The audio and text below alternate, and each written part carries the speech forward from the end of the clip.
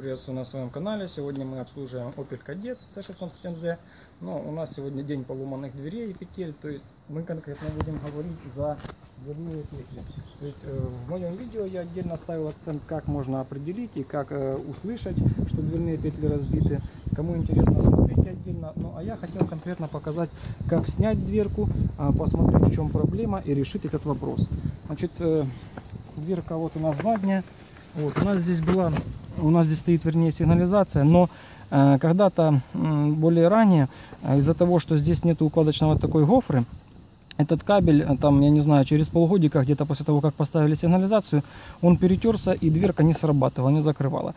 То есть мы тогда просто-напросто взяли, заизолировали, добавили обмотку, и до этого момента у нас все работало. То есть это самое важное, если у вас есть проводка, вот такая вот заходящая сюда, то вам придется снимать, понятно, обшивку.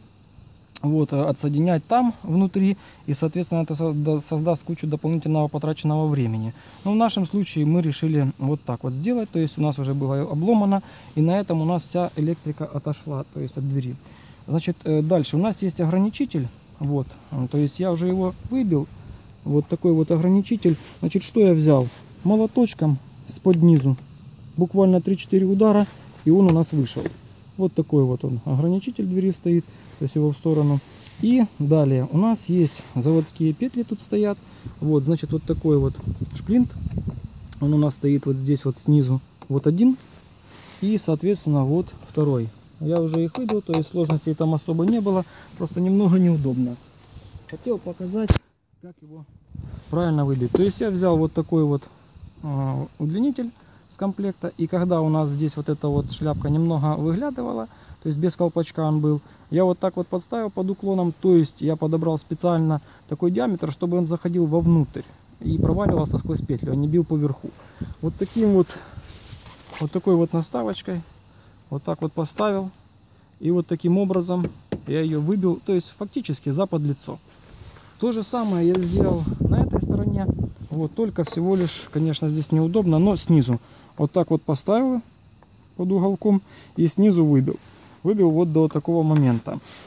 Теперь, когда уже у нас они видны, нам пригодились вот такие вот щипцы. Значит, что мы сделали? Если у нас, допустим, нужен удар, то есть снизу здесь добивать, вытягивать, мы поставили вот так вот, то есть чтобы оно просто уперлось как зажим. Вот. То есть удлинили рычаг удара, вот так вот, чтобы не бить сюда, потому что здесь неудобно. И поставили вовнутрь сюда вот такую же наставочку. И опять же таким образом выбиваем полностью эту петлю до выхода ее из своего места. Здесь на верхней петле вот таким вот образом поставили вот такую вот наставочку. И вот так вот сверху сейчас мы полностью выбьем эту петлю и снимем дверку. Дверка уже окажется у нас в руках. Ну вот так вот теперь у нас Kadett смотрится без двери. То есть всего лишь навсего подстукали и просто сняли ее. Вот. Ну теперь пойдем к самой двери.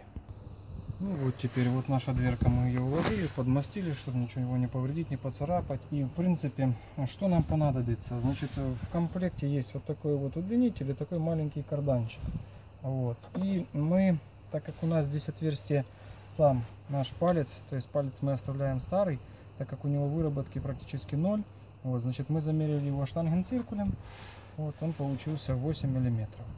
Значит, что мы хотим? Значит, здесь уже в одном месте, вот в этих местах, вот здесь и вот здесь, когда при снятой двери взять вот так вот палец наш, вставить, и у него есть вот такое болтание. Во все остальные отверстия, то есть кроме вот этих вот двух, там на всех петлях на кузове автомобиля, он еле-еле плотно с трудом входит. То есть можете померить и посмотреть, какой фронт у вас работает. Значит, у нас только вот эти вот две завесы. По пальцу у нас диаметр 8. То есть что мы хотим? Мы сделали уже по факту, значит, вот таким вот переходником. Сначала взяли вот такой карданчик, сточили сверло, вот, под тот размер, то есть под этот квадратик, чтобы им воспользоваться. Вот. Мы вот так вот взяли, и здесь у нас было, ну, немного больше, чем 8,5, где-то вот так вот уже разболтано, в общем, было. Мы не померили, но в сам факт взяли сверло на 9,5, так как у нас втулка будет ставиться 10. И изначально вот так вот взяли, то есть шуруповерт, подсоединили, отцентрировали его и полностью просверлили насквозь отверстие на 9,5. Далее, так как втулочка, которую мы будем ставить, у нас диаметром на 10 миллиметров, после этого тоже сточили вот такой квадрат на сверло десяточку, вот, ставили, шуруповертом прогнали немного больше. У нас получилось ровно 10 миллиметров. Так, значит, есть два варианта. Ну, в нашем случае вот такая вот трубочка у нас получилась на 12, на 10 у нас просто не было. Значит, вам нужно сделать, если у вас есть на 10, значит, вам нужно наружный диаметр, чтобы был на 10, внутренний диаметр нужно, чтобы был на 8. То есть вот этот вот палец в нее должен входить плотно.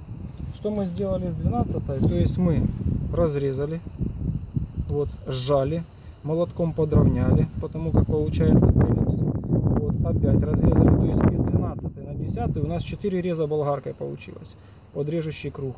Далее, когда мы его выровняли, все равно внутри была небольшая неровность. Опять мы взяли ровно сверло на 8 и вот так вот, то есть зажав эту втулку, рассверлили. Убрали и заусенцы заодно, и соответственно рассверлили полностью под диаметр на 8. Вот. Всегда примеряйте вот так вот, чтобы входило у вас туго, плотно. И после этого вот эту вот втулку, ну то есть она уже здесь стоит, вот этот размер, кстати, вот мы его перенесли сюда, лучше там буквально на миллиметр или полтора сделайте немного меньше, потому как если она у вас здесь выйдет, а у вас еще здесь будет на контуре, ну то есть на самом кузове, у вас она может просто зацепляться и мешать. То есть сделайте лучше немного меньше на миллиметр. И эту втулку помазали маслом и легким постукиванием вот так вот полностью забили ее туда молотком. Вот, одна у нас уже установлена петля. Значит, получается, здесь можно проверить так же самое. Оно туго входит хорошо, так как в принципе и там на кузове автомобиля. Значит, со вторым отверстием мы сейчас делаем то же самое и будем продолжать установку. Ну, вот так вот теперь у нас она смотрится и вторая втулочка. То есть мы 5 раз подрезали ее и запрессовали. То есть она легким постукиваем, то есть от руки она не задавливалась, но если забить молоточком, красиво, четко, плотно села. Самое важное, повторюсь, чтобы лучше не выступало, а лучше пускай миллиметр не достает. Вот, теперь мы сейчас немного приведем все в порядок и будем устанавливать дверку. Ну вот, мы ее установили, дверку, то есть сложностей особо не возникло, намного проще. Все забивалось, садилось, чем выбивалось. Единственное, что хочу сказать, ну, тяжело было бы одному, нужно, чтобы кто-то держал, придерживал, пока вот здесь вот, я хочу показать. Значит, мы забили, вот мы в принципе эти места, где будет крутиться шток, мы смазали смазочкой. Вот здесь в нижний шток сам ограничитель, ну и эту тягу. Провод мы доделаем немного позже. То есть просто молоточком поставили и вот так вот забил. Оставили специально, потому как здесь должен быть пыльничек. Вот здесь аналогично, не добивали. То есть смотрите сами, можно в принципе добить, но его потом из-за этого, вот здесь мы уже немного повредили кузов, именно из-за того, что она была полностью забита, и нам пришлось в любом случае ее выбивать, выталкивать. Далее, в принципе, собрали, поставили. Теперь самое важное, нам нужно проверить ее на провисание, на стук тот, который был до этого. Значит, берем так же самое дверку и шатаем. 0. 0. Машина полностью ходит с кузовом, полностью. Великолепный результат. Ну, вот единственное, что, конечно, на 12 труба немного нас задержала. В дальнейшем я хочу попробовать еще. Вот у нас есть, там у нас стоит обычная стальная труба, а вот это вот у нас еще латунная трубка есть, то есть уже готовая на 10, ее только нужно рассверлить на 8 и запрессовать. То есть такой способ, я не знаю, сколько проходит это и сколько проходит это. То есть я хочу сравнить, на одной дверке поставить такую, вот стальную, на этой латунную. Важно только то, что если, допустим, мы ее поменяли и забили туда, то в дальнейшем, если петля разобьется, то эту втулочку можно спокойно выпрессовать, поставить новую. То есть ремонт двери будет занимать в районе получаса. Если там подсигреть, то, грубо говоря, в районе часа. Это намного проще, чем, допустим, кажется изначально. Ну, а на данном этапе у нас видео будет заканчиваться. Всем, кому это было интересно, ставьте лайки, подписывайтесь на канал. Всем пока.